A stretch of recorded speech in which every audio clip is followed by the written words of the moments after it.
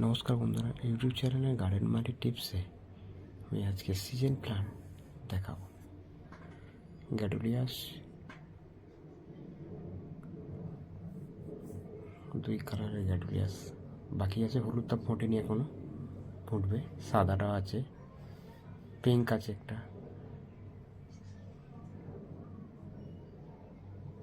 ইনফেশন, 6টা কালার আছে এর মধ্যে।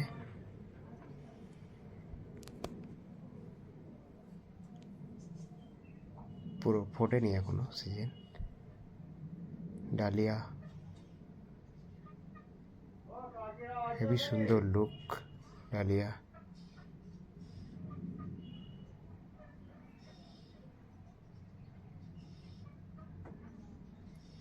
लाल कलर डालिया,